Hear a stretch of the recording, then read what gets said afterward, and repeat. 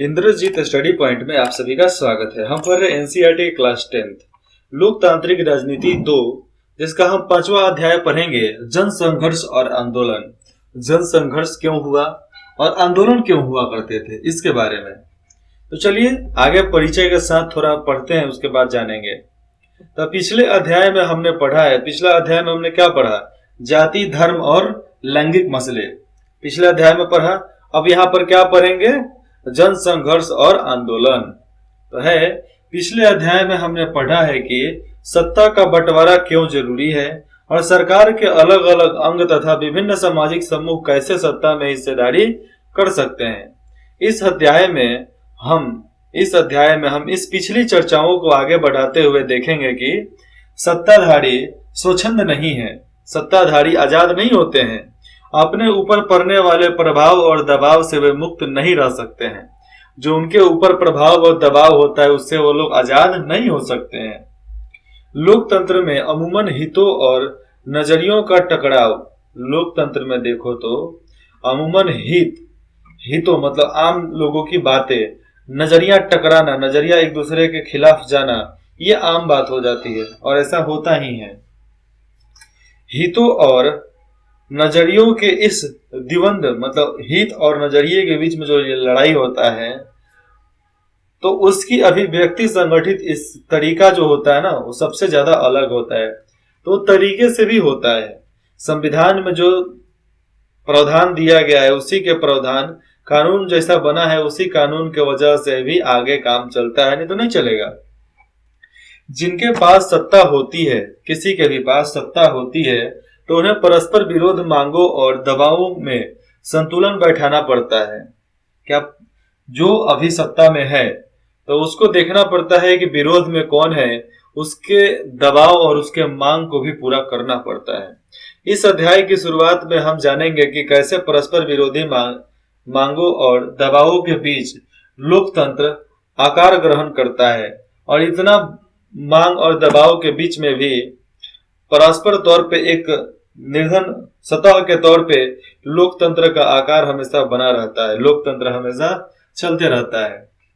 इस अध्याय के क्रम में हम यह भी जानेंगे कि आम नागरिक विभिन्न तरीकों तथा संगठनों के सहारे लोकतंत्र में अपनी भूमिका निभाते हैं, क्योंकि नागरिक जो है अलग अलग तरीके से संगठन बनाकर ही लोकतंत्र को हवा देते हैं, लोकतंत्र का साथ देते हैं।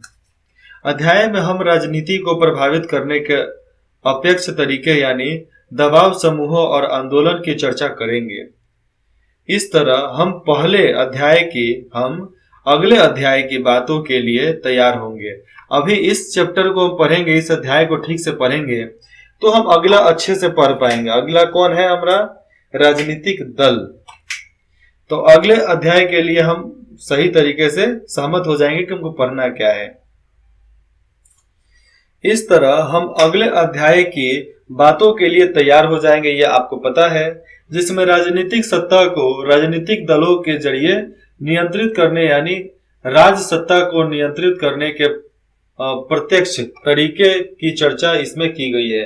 मतलब किस तरह राज्य करना है, किस तरह सत्ता चलाना है, उसके बारे में एकदम लिखा गया है यहाँ पे। आप इस अध्याय को पढ़ोगे तो समझ में आएगा। तो चलिए शुरुआत करते हैं। अब हम लोग पहला टॉपिक पढ़ते हैं। पहला टॉपिक में है नेपाल और बोलोविया में जनसंघर्ष। नेपाल और बोलोविया में जनसंघर्ष कैसे हुआ था? क्या आपको पोलैंड में लोकतंत्र की जीत का कथा याद है, जो कक्षा 9 में पढ़े थे हम लोग? इसके बारे में पिछले साल कक्षा 9 में पढ़े थे, 9 के पुस्तक में। याद नहीं है ना? यह कहानी हमें लोकतंत्र की रचना में जनता की भूमिका की याद दिलाती है। आइए इस तरह की दो हालिया घटनाओं के बारे में पढ़ें और जानें कि लोकतंत्र में सत्ता का इस्तेमाल कैसे होता है। नेपाल में लोकतंत्र का आंदोलन। नेपाल में कैसे लोकतंत्र का आंदोलन हुआ? सन 2006 के अप्रैल माह में नेपाल के एक विलक्षण जन आंदोलन उठ खड़ा हुआ। क्यों? क्योंकि राजशाही को खत्म करने के लिए। शायद आपको याद होगा कि नेपाल लोकतंत्र की तीसरी लहर के देशों में एक है। नेपाल में बहुत साल के बाद ही वहां पर लोकतंत्र स्थापित हो पाया। अभी तीसरा आंदोलन चला तब। जहां लोकतंत्र 1990 के दशक में कायम हुआ। नेपाल में राजा औपचारिक रूप से राज्य का मतलब वहां का राज्य का प्रधान बना रहा, लेकिन वास्तविक सत्ता का प्रयोग जनता के द्वारा निर्वाचित प्रतिनिधियों के हाथों में ही था, वही लोग करते थे। अत्यंतिक राजतंत्र से संवैधानिक राजतंत्र के इस कर्मंश को देखो, मतलब जो राजा राज करता था उससे संविधान उसको बदलाव करके संवैधानिक तौर पे राजतंत्र मतलब संविधान का राजतंत्र लागू करने के लिए जब बात गई तो उस समय के राजा वीरेंद्र थे। तो वीरेंद्र ने स्वीकार कर लिया कि चलो ठीक है भैया, जैसा आप बोलो। लेकिन शाही खानदान के एक रहस्यमय कत्लेआम में राजा वीरेंद्र की हत्या हो गई। जैसे राजा मान गए वैसे ही उनके चाचेरा भाई वगैरह सब मिलकर राजा के पूरे परिवार को मार दिया। उसके बाद उनकी हत्या हो गई। नेपाल के नए राजा ज्ञानेन्द्र लोकतांत्रिक शासन को स्वीकार करने के लिए तैयार नहीं थे, और जो नया राजा ज्ञानेन्द्र बना वो बोलता था कि नहीं, हम नहीं स्वीकार करेंगे। लोकतांत्रिक रूप से निर्वाचित सरकार की अलोकप्रियता को और कमजोरी का उन्होंने फायदा उठाया, और जो सरकार निर्वाचित सरकार में अलोकप्रियता और कमजोरी थी जो उसके सरकार की, उसका फायदा उठाया। सन 2005 की फरवरी में राजा ज्ञानेन्द्र ने तत्कालीन प्रधानमंत्री को पदस्थ कर दिया, पद से हटा दिया और जनता द्वारा निर्वाचित सरकार को भंग कर दिया। उसके बाद लोगों का माथा ठनका। 2006 की अप्रैल में जो आंदोलन उठ खड़ा हुआ, उसका लक्ष्य शासन के भागदौड़ राजा के हाथों से लेकर जनता में दोबारा दे देना था उनका लक्ष्य, जो 2006 में अप्रैल में जो आंदोलन हुआ था। संसद की सभी बड़ी राजनीतिक पार्टियां, संसद में जितने भी बड़ी राजनीतिक पार्टियां हैं, उन्होंने एक 7 पार्टी अलायंस, जिसको बोलते हैं हिंदी में सप्तदलीय गठबंधन, एसपीए बनाया और नेपाल की राजधानी काठमांडू में 4 दिन के बंद का आह्वान किया कि 4 दिन तक ले पूरा काठमांडू बंद कर दिया जाए। नेपाल का राजधानी काठमांडू है तो काठमांडू बंद कर दिया जाए। इस प्रतिरोध ने जल्दी ही अनियमितकालीन बंद का रूप ले लिया, और यही प्रतिरोध जो था जिसके वजह से पूरा 4 दिन के लिए पूरा नेपाल बंद, हिंदुस्तान बंद सुने हो गए, राज्य बंद सुने हो गए, यहाँ पर नेपाल बंद हुआ था। और देखो कितने लोग वहां पर खड़े थे भैया अपनी मांग को लेकर, और ये नेपाली भी हैं, इसमें से हिंदुस्तानी लोग भी हुआ करते थे, क्योंकि नेपाल का बॉर्डर भले ही अलग था लेकिन बटा नहीं था।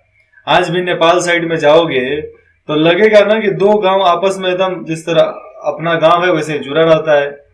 रोड के इस तरफ हिंदुस्तान और रोड के उस तरफ पाकिस्तान, तो ऐसा चला है ना, फोर्स रहता है ना बॉडीगार्ड, कुछ नहीं। उधर के लोगों को दारू पीना रहता है ना, तो जाकर उधर पी लेते हैं, इधर चले आते हैं। काहे, उधर चालू है इधर बंद है, तो बंद में नहीं पियेंगे, चालू है पी के आ जाएंगे। तो ऐसा चलता है। सोचो कि आप वहां पर होते तो क्या करते हैं। ये देखो लड़की आंदोलन यहाँ पर कर रही हैं, और उसके बाद से यहाँ पर बड़े बड़े हीरो लोग भी हैं। देखो ये यहाँ पर क्या लिखा है, सनक नेपाल, क्या लिखा है, गणतंत्र नेपाल, गणतंत्र नेपाल। ये सब नेपाली लोग वहां पर प्रदर्शन कर रहे थे अपने अधिकार के लिए। नेपाल के लोग और राजनीतिक दल एक रैली में लोकतंत्र की बहालों की मांग कर रही थी। लोकतंत्र के बहालों मतलब लोकतंत्र को बहाल करने के लिए मांग कर रही थी। इसमें माओवादी का मतलब क्या होता है मैं जरूर बताऊंगा, लेकिन माओवादी का मतलब आप समझ लो, यहाँ पर सिंपल सा समझो। तो जो लोग उधर पार्टी पे खड़े थे ना सरकार के खिलाफ, उन्हीं को माओवादी बोला जाता था। इसमें अन्य संगठन भी साथ ही लिए, और माओवादी और अन्य संगठन भी साथ लिए चलते थे। लोग कर्फ्यू तोड़कर, कर्फ्यू लगता है धारा 144, तो कर्फ्यू को तोड़कर सड़कों पर उतर आए। तकरीबन 1 लाख लोग रोजाना एकजुट होकर लोकतंत्र की बहाली की मांग कर रहे थे, और लोगों की इतनी बड़ी तादाद के आगे सुरक्षा बलों की एक न चलती थी। लोग एकदम सुरक्षा बल एकदम थक जाते थे कि हमसे नहीं होगा। 21 अप्रैल के दिन आंदोलनकारियों की संख्या 3 से 5 लाख तक पहुंच गई, और आंदोलनकारियों ने राजा को अल्टीमेट दे दिया, चेतावनी दे दिया कि राजा ने आधे अधूरे मन से कुछ रियासत देने की घोषणा की, जिससे आंदोलन के नेताओं ने स्वीकार नहीं किया, अस्वीकार कर दिया। राजा बोला कि आपको कुछ जगह मैं दे देता हूं, आप उस पर शासन करो। लेकिन जो राजनीतिक नेता थे, राजनीतिक दल जो थे, उनके नेता थे, वो बोलते नहीं, हम नहीं, छोटा मोटा कौन सी, पूरा नेपाल लेकर जाएंगे, तुम हटो यहाँ से, सीट खाली करो, हम लोग बैठेंगे। नेता अपनी मांग पर अडिग रहे कि संसद को बहाल किया जाए। नेता बोलते रह गए कि संसद को बहाल किया जाए, सर्वदलीय सरकार बने, मतलब सबके सहमति से सरकार बने, तथा एक नई संविधान सभा का गठन हो और एक नया संविधान बनाया जाए। ये मांग थी नेपाल के नेताओं की। 24 अप्रैल 2006 अल्टीमेट का अंतिम दिन था। इस दिन राजा तीनों मांगों को मानने के लिए बाध्य हो गए, मतलब उनको मानना ही पड़ा जबरदस्ती। एसपीए ने गिरजा प्रसाद कोइराला को अंतरिम सरकार का प्रधानमंत्री चुना। मतलब उस समय तत्कालीन सरकार जो बना, उसका प्रधानमंत्री उनको चुना गया। क्या नाम था, यहाँ पर पढ़ो, गिरजा प्रसाद कोइराला को ही प्रधानमंत्री बनाया गया। 2006 के बाद संसद फिर बहाल हुई और इसने अपनी बैठकों में कानून पारित किया। इन कानून के सहारे राजा के अधिकांश शक्तियां वापस ले ली गई। नई संविधान सभा के निर्वाचन के तौर तरीकों पर एसपीए और माओवादियों के बीच सहमति बनी। एसपीए और माओवादी जितने भी नेता थे, उनका सब चीज यहाँ पर संगठन बन गया, लोगों का विचार मिल गया और लोगों का तरकीब भी मिल गया। 2008 में राजतंत्र को खत्म किया और नेपाल संघीय लोकतंत्र गणराज बन गया। 2008 में राजतंत्र को खत्म किया गया और नेपाल क्या बन गया, संघीय लोकतंत्र गणराज बन गया। अब आगे देखिए, 2015 में यहाँ एक नए संविधान को अपनाया गया। 2015 में नेपाल ने लोगों का यह संघर्ष पूरे विश्व के लोकतंत्र प्रेमियों के लिए प्रेरणा का स्रोत बना दिया। और जो ये संघर्ष नेपाल ने किया, पूरे विश्व के लिए लोकतांत्रिक प्रेमियों के लिए एक तरह से प्रमाण घोषित कर दिया कि भैया हम ऐसा भी कर सकते हैं, आप भी कर सकते हैं। अब अगला कहानी देखते हैं, बोलिविया का जल युद्ध। वहां पर जल युद्ध के लिए क्या क्या हुआ था। यहाँ पर देखो, माओवादी चीन क्रांति के नेता जिसको माओ की विचारधारा को मानने वाले समयवादी, इसी को माओवादी बोलते हैं। माओवादी मजदूरों और किसानों के शासन को स्थापित करने के लिए सशस्त्र क्रांति के जरिए सरकार को उखाड़ फेंकना चाहते हैं, उसको माओवादी बोलते हैं। जो मजदूर और किसानों के शासन के लिए काम करते हैं, उसको माओवादी बोलते हैं। याद रहेगा, जरूर याद रहना चाहिए आप लोगों को। आगे बढ़ते हैं। नेपाल अथवा पोलैंड की कथाएं लोकतंत्र की स्थापना अथवा उसके पुनरुद्धार की बात बताती है। मतलब यहाँ पर नेपाल और पोलैंड का देख लो, तो ये बताता है लोकतंत्र स्थापित करने के लिए हम फिर से उसको कोशिश करके कैसे आगे किए। लेकिन जन संघर्ष की भूमिका लोकतंत्र की स्थापना के साथ खत्म नहीं हो जाती है। जन संघर्ष का स्थापना के लोकतंत्र को स्थापित कर दिए, जन संघर्ष खत्म हो जाएगा तो नहीं होने वाला हो, ये कभी नहीं हो सकता है। बोलिविया में लोगों ने पानी के निजीकरण के खिलाफ एक सफल संघर्ष चलाया। इससे पता चलता है कि जीवंतता से जन संघर्ष का अंदरूनी रिश्ता है। किससे? जीने से जन संघर्ष का अंदरूनी रिश्ता है। भैया पानी नहीं पियोगे तो जियोगे कैसे? इसलिए पानी खाना जरूरी है, कि पेट को जब तक नहीं दोगे तब तक ये मन को भी नहीं देगा कुछ भी। बोलिविया तालीन अफ्रीका का एक गरीब देश है। विश्व बैंक ने यहाँ की सरकार पर नगरपालिका द्वारा की जा रही जल आपूर्ति से अपना नियंत्रण छोड़ने के लिए दबाव डाला कि नियंत्रण मैंने छोड़ डाला है, मैं छोड़ दूंगा।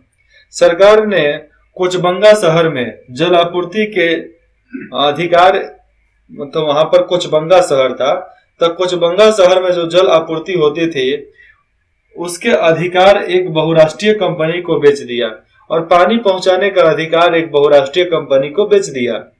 इंटरनेशनल कंपनी थी, उसको बेच दिया।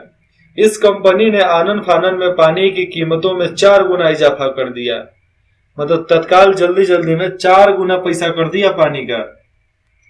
अनेक लोगों का पानी का मासिक बिल 1000 रुपया तक पहुंच जा, जबकि बोलिविया में लोगों की औसत आमदनी 5000 रुपया थी। 5000 रुपया आमदनी है, 1000 रुपया पानी में दे देंगे तो पिएंगे क्या? इसके फलस्वरूप स्वतः स्फूर्ति जनसंघर्ष भड़क उठा, और इसी के वजह से एक स्फूर्त जनसंघर्ष खड़ा हुआ, बहुत विकराल जनसंघर्ष खड़ा हुआ। क्योंकि जब पेट पर कोई लात मारता है ना, तो लोग छोड़ते नहीं है, उसको खा चबा जाते हैं।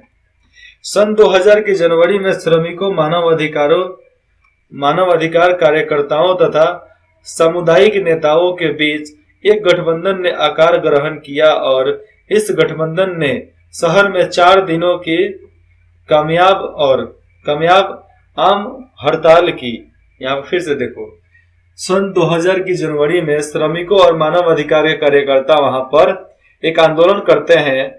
गठबंधन जो हुआ था वो बहुत बड़ा आकार ग्रहण कर लेता है। गठबंधन ने शहर में 4 दिनों की कामयाब आम हड़ताल किया, और 4 दिन तक हड़ताल वहां पर चला। सरकार बातचीत के लिए राजी हो गई, मान गई, और हड़ताल वापस ले ली गई। फिर भी कुछ हाथ नहीं लगा। फरवरी में फिर आंदोलन शुरू हुआ, लेकिन इस बार पुलिस ने बर्बरता पूर्वक दमन किया। पुलिस ने एकदम निर्दयता पूर्वक मारा पीटा, लोगों को खदेड़ दिया।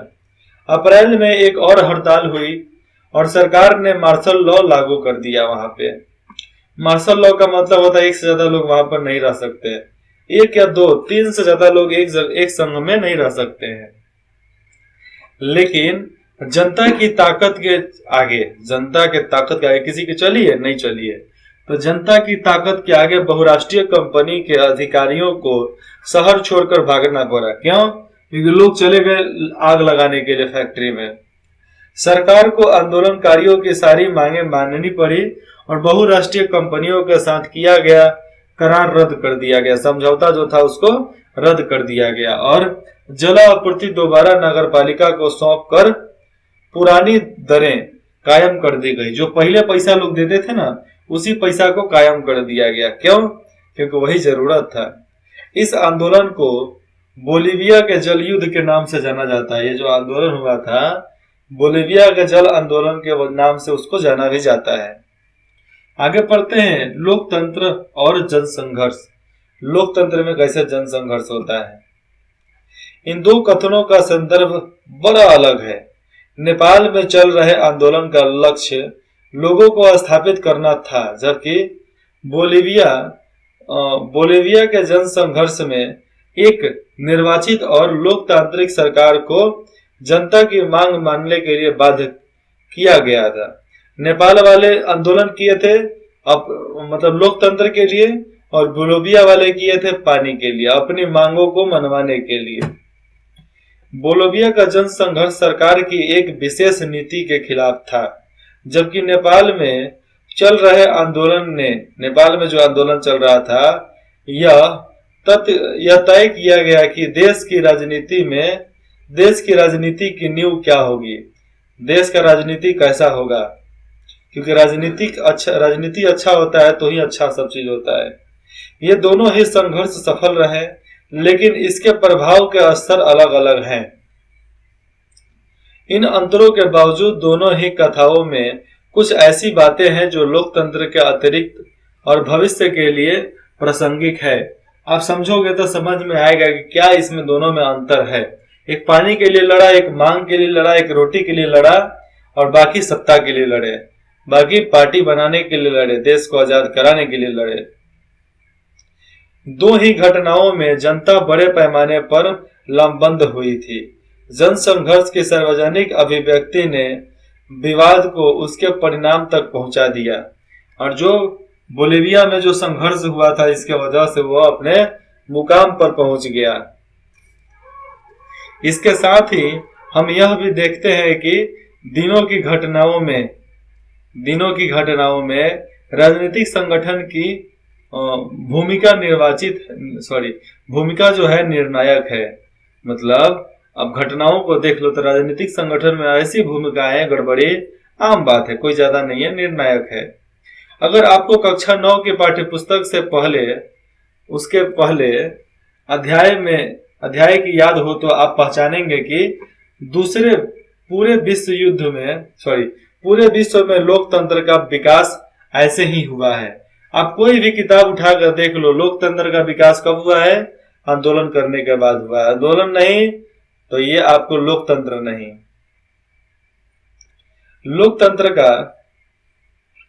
लोकतंत्र का जन संघर्ष के जरिए विकास होता है। लोकतंत्र जन संघर्ष के वजह से ही आगे बढ़ते हैं, क्योंकि लोग होते हैं तब आगे बढ़ता है। यह भी संभव है कि कुछ महत्वपूर्ण फैसले आम सहमति से हो जाएं और ऐसे फैसलों के पीछे किसी तरह का संघर्ष न हो, फिर भी इसे आपदा ही कहा जा सकता है। जो भी हुआ एक आपदा था। लोकतांत्रिक की निर्णायक घड़ी अमूमन वही होती है जब सत्ताधारियों और सत्ता में हिस्सेदारी चाहने वालों के बीच संघर्ष होता है। ऐसी घड़ी तब आती है जब कोई देश लोकतंत्र की ओर कदम उठाता है। कोई भी संघर्ष देश में कब होता है? जब लोग लोकतंत्र के आगे बढ़े। सत्तावादी रूढ़िवादियों को बहुत दिक्कत होता है कि वो उन लोगों के वजह से बहुत लोग मारे जाते हैं, लेकिन अब ऐसा नहीं होता है। ऐसी घड़ी तब आती है जब कोई देश लोकतंत्र की ओर कदम बढ़ाता है तो संघर्ष होता है। उस देश में लोकतंत्र का विस्तार होता है अथवा वह लोकतंत्र की जड़ें मजबूत होने की प्रक्रिया में है और उनकी जड़ें मजबूत हो जाती है। लोकतांत्रिक संघर्ष का समाधान जनता की व्यापक लामबंदी के जरिए होता है। व्यापक लामबंदी जनता के वजह से ही होती है। संभव है कभी कभी यह संघर्ष का समाधान मौजूदा संस्थाओं मसलन संसद अथवा फिर से सुन लो, यहाँ पर कभी कभी इस संघर्ष का समाधान कैसे हो जाता है? मौजूदा संस्था जो होता है उनसे मसलन करके बात विवाद करके संसद में अपने मांगों को रख के न्यायपालिका के जरिए अगर हो गए तो ठीक है, नहीं तो भैया दिक्कत है, संघर्ष आंदोलन तो होगा ही। लेकिन जब विवाद ज्यादा गहन हो जाता है तो ये संस्थाएं स्वयं उस विवाद का हिस्सा बन जाती है। ऐसे में समाधान इन संस्थाओं के जरिए नहीं बल्कि उनके बाहर यानी जनता के माध्यम से होता है। जनता जो बोलते हैं वही होता है, केवल नेता आकर अंदर बोलता है। ऐसे संघर्ष और लामबंदियों की आधार राजनीतिक संगठन होती है और ऐसा संघर्ष लामबंदियों के आधार पर होता है। लामबंदियों के आधार राजनीतिक गठबंधन राजनीतिक संगठन की वजह से होता है। यह बात सच है कि ऐसी ऐतिहासिक घटनाओं में ये जो ऐतिहासिक घटना हुई है उसमें स्वतः स्फूर्त होने का भाव भी कहीं ना कहीं जरूर मौजूद होता है, लेकिन जनता की स्वतः स्फूर्त सार्वजनिक भागीदारी संगठित राजनीति के जरिए कारगर होती है। और जनता उसमें कैसे आता है? क्योंकि वो अपना सांप्रदायिक लोग अपना संगठन के साथ वो लोग होते हैं ना। संगठन का नेता वही बोलता है जो पूरा लोग बोलते हैं, चाहे संगठन का नेता जो बोलता है वही बात पूरा लोग बोलता है। ऐसे माध्यमों से राजनीतिक दल ऐसे ही सब संघर्ष आंदोलन के माध्यम से राजनीतिक दल दबाव समूहों और आंदोलनकारियों समूह शामिल है। इसी की वजह से राजनीतिक दल में दबाव समूह और समुदाय है। इसी की वजह से आंदोलनकारी समूह शामिल है, उसमें आंदोलनकारी समूह भी मिल जाते हैं। जैसे में हमारी बात किसी को अच्छा नहीं लगी तो बगावत कर देगा तो कहीं ना कहीं अपना टका भिराएगा तो हमको हराएगा। बस अगर विभीषण रावण को छोड़कर नहीं आते ना तो रावण को मारना इम्पॉसिबल था, लेकिन रावण यह जानता था, इसलिए विभीषण को राम की सहायता करने के लिए भेजा। अगले भाग में ये चर्चा करेंगे उसके बारे में लामबंदी और संगठन के बारे में पढ़ेंगे। ठीक है, इंद्रजीत स्टडी पॉइंट में जुड़ने के लिए आप सभी का बहुत बहुत धन्यवाद। आशा करता हूँ आप कमेंट जरूर करेंगे, कमेंट करके बताएंगे कि आपको ये चैप्टर कैसा लग रहा है, और आगे का आप पाठ जो पढ़ोगे ना, भाग पढ़ोगे तो और भी अच्छा लगेगा। इंद्रजीत स्टडी पॉइंट में जुड़ने के लिए आप सभी का बहुत बहुत धन्यवाद।